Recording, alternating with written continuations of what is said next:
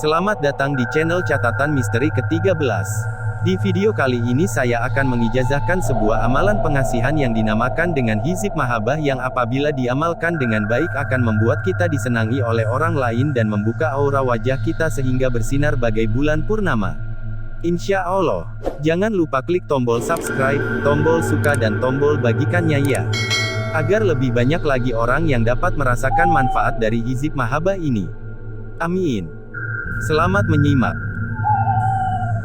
Belum lagi lengkap 2 tahun, tetapi Yuni, 30 tahun, demikian sapaannya, sudah menduduki jabatan penting perusahaan tersebut. Persaingan yang demikian ketat, berhasil dilaluinya dengan mulus. Ya, hampir semua orang di perusahaan itu mengenal dengan baik sosok perempuan yang santun, murah senyum dan memiliki wajah bersinar seolah bulan purnama.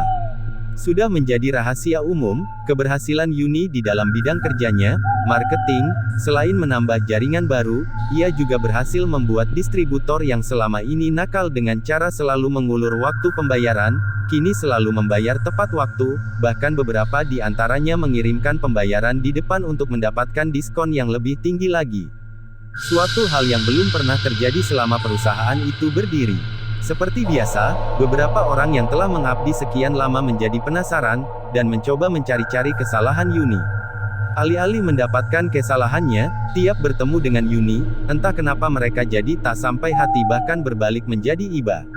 Mulanya hal itu dianggap biasa, tetapi, ketika Rudy dan Santoso terpaksa perang mulut akibat salah satu dianggap telah berkhianat, barulah keanehan-keanehan itu terasakan oleh mereka.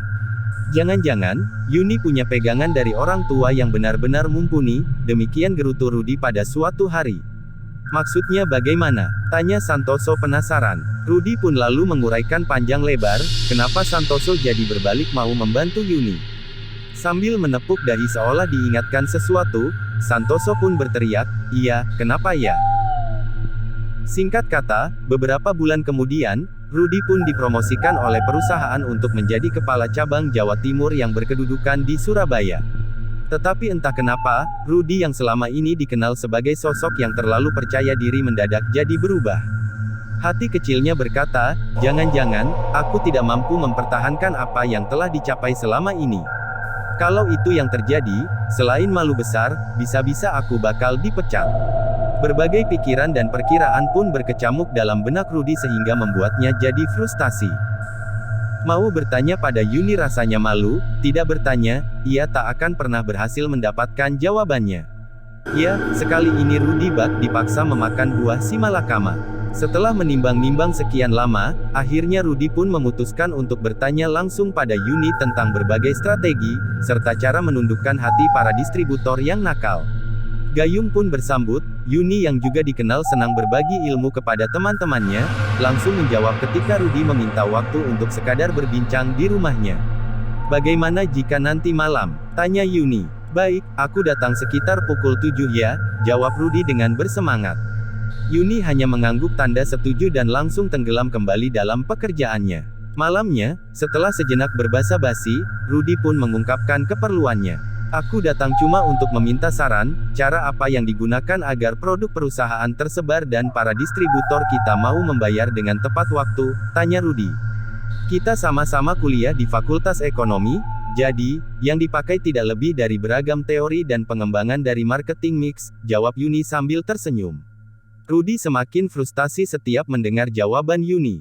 Tapi bagaimana distributor nakal itu mau membayar tepat waktu setelah bertemu kamu Yun, desak Rudy penasaran. Makanya, selalu dirikan sholat tepat pada waktunya, sahut Yuni dengan enteng. Apa urusan dan hubungannya? Potong Rudy sengit. Pasti ada, karena, selama ini aku mengamalkan hizib mahabbah yang harus dibaca pada tiap usai mendirikan sholat fardu, jawab Yuni dengan mantap. Hah? Kata Rudy sambil menggaruk-garuk kepalanya yang tidak gatal. Boleh aku merokok? Tanya Rudy. Silakan, asal jangan terlalu banyak, sahut Yuni sambil mengingatkan. Keheningan kembali menyungkupi ruang tamu rumah Yuni. Tak ada yang bersuara, semua tenggelam dalam angan-angannya masing-masing. Silakan diminum dulu kopinya, ujar Yuni memecah kesunyian. Rudy hanya mengangguk sambil mengambil cangkir dan menghirup isinya, lalu dilanjutkan dengan menghisap rokoknya dalam-dalam.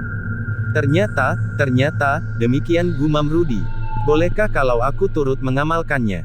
Tanya Rudy penuh harap. Dirikan sholat saja dulu dengan tertib. Karena Allah, bukan karena hizib mahabbah ini. Setelah merasa yakin bahwa yang akan dilakukan itu bukan beban melainkan tanggung jawab, maka, aku akan memberikan hizib itu kepadamu untuk diamalkan, sahut Yuni mantap.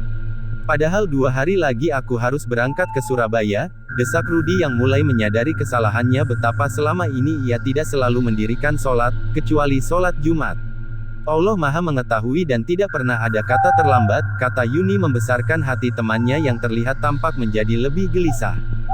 Singkat kata, Rudy pun mohon diri dan 2 hari kemudian ia pun berangkat ke Surabaya untuk menduduki jabatannya yang baru.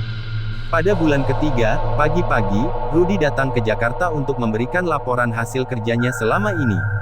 Dan ketika makan siang, setelah habis sholat zuhur, ia sengaja mendekati Yuni dan berbisik, nanti malam aku mau datang ke rumahmu ya. Yuni mengangguk kecil sambil melemparkan senyum. Malamnya, ketika Rudy datang dan menceritakan apa yang dilakukannya selama di Surabaya, Yuni pun mengambil secarik kertas dan menulis. Hizib mahabbah, yuhib bunahum kahub bilah, walazina amanu asyadu hubal lillah. Lau anfakta mafil ardi jamiyam ma'alafta baina gulubihim walakinaulaha alafa bainahum inahu, azizun hakim. Wa algo itu, alaika mahabatam mini walitusna'a, ala, aini. Tata caranya, lakukan puasa pada tanggal 13, 14 dan 15 menurut penanggalan Arab atau kalender Hijriyah. Kemudian wiridkan sebanyak 7 kali sesudah mendirikan sholat fardu. Pantangannya adalah, mabuk, zinah dan judi. Yuni kemudian menyerahkan kertas itu kepada Rudy. Dan tak lama kemudian terdengar suara Rudy, apa kegunaan hizib mahabbah ini? Selain membuat wajah bercahaya, disenangi banyak orang, mendapatkan derajat dunia, mempermudah datangnya jodoh dan kepangkatan, bahkan mengharmoniskan rumah tangga, jawab Yuni. Kalau boleh tahu, dari mana Yuni mendapatkannya, desak Rudy. Dari salah seorang hamba Allah yang biasa aku sebut BP, dan punya nama lengkap Bang Pian, demikian kata Yuni yang seolah enggan untuk membuka jati diri sosok misterius yang memberikan hizib mahabbah kepadanya. Rudy yang mafhum hanya bisa tersenyum. Dia berjanji dalam hati, suatu saat, aku akan menemui sosok tersebut untuk mengaturkan terima kasih secara langsung kepadanya. Setibanya di Surabaya, Rudy langsung memperhatikan kalender. Beruntungnya, tanggal 13, 14 dan 15 dalam kalender Hijriyah terdapat di minggu yang akan datang. Rudy yang telah bertekad untuk menjadi yang terbaik langsung menguatkan niat dan tekadnya. Dan benar, setelah menjalankan puasa dan mengamalkan hizib mahabbah dengan istiqomah, 2 bulan setelah itu, kantor pusat menyatakan bahwa hasil yang dicapai oleh Rudy di Jawa Timur benar-benar luar biasa. Selain berhasil meningkatkan penjualan hasil produksi dalam jumlah yang cukup mencengangkan, boleh dikata, nyaris tak ada satupun distributor yang menunggak dalam pembayaran. Ketika hal itu ditanyakan oleh Yuni, Rudy hanya menjawab, semua itu karena Allah semata, sedang hizib mahabbah hanyalah suatu ikhtiar tiap manusia untuk meraih segala cita-citanya. Demikianlah cerita tentang amalan hizib mahabbah yang apabila diamalkan dengan baik, akan membuat kita disenangi oleh orang-orang di sekitar kita dan dapat membuat aura wajah kita bersinar bagai bulan purnama. Jangan lupa klik tombol subscribe, tombol suka dan tombol bagikannya ya. Terima kasih. Wassalam.